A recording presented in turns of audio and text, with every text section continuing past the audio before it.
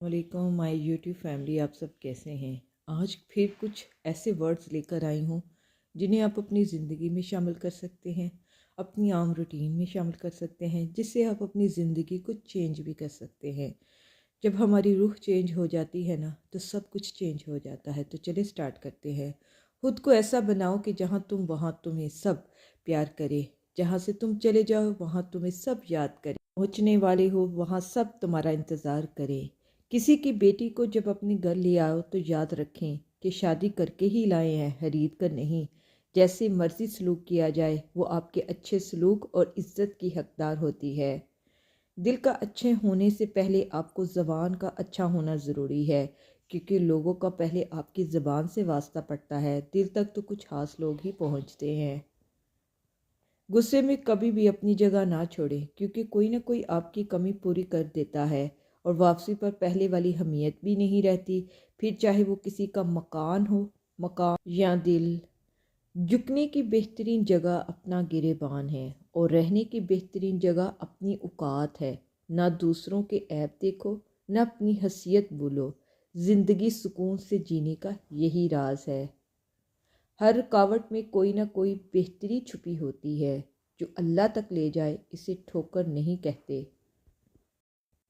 सबकी कहानी अल्लाह के हाथ में है। फिर परेशानी कैसी, वो जो परिंदों को हवाओं में तन्हा ही थाम लेता है, आपके मुस्तकबिल को भी वही थाम लेगा। फिर परेशानी आने वाले वक्त की कैसी। कितनी चीज़ों के ना मिलने पर हम बहुत रोए हैं। कभी इस बात पर रोए हैं कि मेरे पास दीन की कमी है। कभी सोचा है कि क़यामत के दिन पकड़ होगी तो क्या करेंगे। अपनी और अपनी घर वालों के ईमान की फ़िक्र करें। ये दुनिया जितनी किस्मत में है इतनी ही मिलेगी। आप आखिरत की फ़िक्रें पालें। शफा तो हर वक्त मांगनी चाहिए, सिर्फ बीमारियों से नहीं, हद से बढ़ी हुई ख्वाहिशात से, किसी के खिलाफ पैदा होने वाले बुग़्ज़ से, दिल को गर्द आलूदा कर देने वाली सोचों से। बरसात के मौसम में कब्रिस्तान का चक्कर लगा लिया करो। वहाँ वो दफन है जो बिजली की चमक देखकर आपको सीने से लगा लिया करते थे।